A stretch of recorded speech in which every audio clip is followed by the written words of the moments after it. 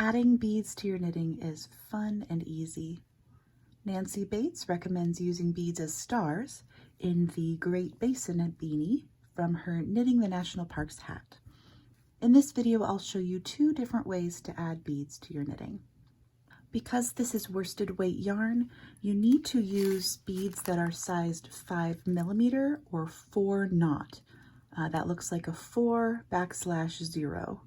My favorite way to add beads is with a tiny crochet hook, and as long as the crochet hook fits through the center of the bead, it doesn't really matter what size you're using. This is a 1.15mm hook.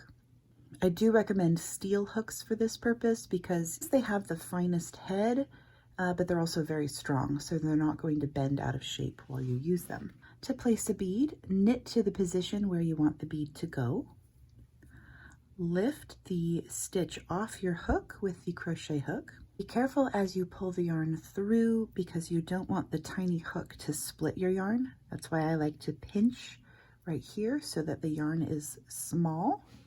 I also use my thumb to push the bead down over the crochet hook, and I guide the crochet hook along the top of the bead so that when I pull through, the yarn comes out with minimal splitting, like so. You'll then slide that yarn back onto your knitting needle and knit through the loop. And the nice thing about attaching a bead in this way is that the loop of yarn has gone through the bead.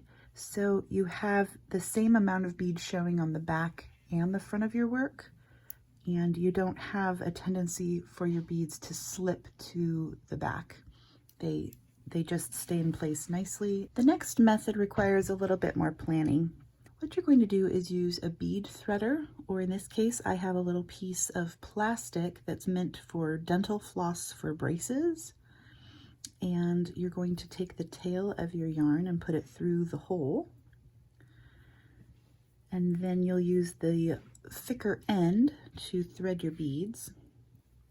So however many beads you want in total on your project, you'll thread on. And then you'll pull it down and thread it onto your yarn, like so. Then as you knit, you'll need to slide these beads down your yarn as you work. So when you come to a place where you're ready to place a bead, you're going to insert your needle into the stitch, and making sure that you have the bead kind of in front of your work, you're going to pull the yarn forward that has the bead on it, and then continue to knit. So what that does is it puts the bead into position, that it's attached to the front of that loop that you knit, rather than surrounding both legs of the stitch.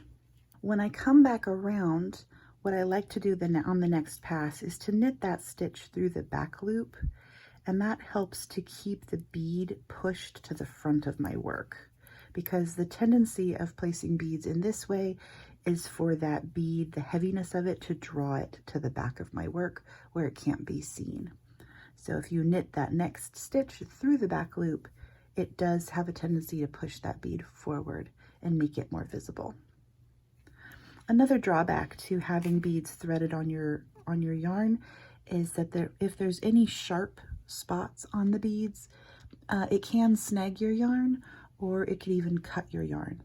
And so you have to be careful sliding these beads through the yarn as you knit, because if you're only placing a bead every 2 or 3 rows, you'll end up wearing out the yarn by sliding the beads along in the times when you're not placing beads.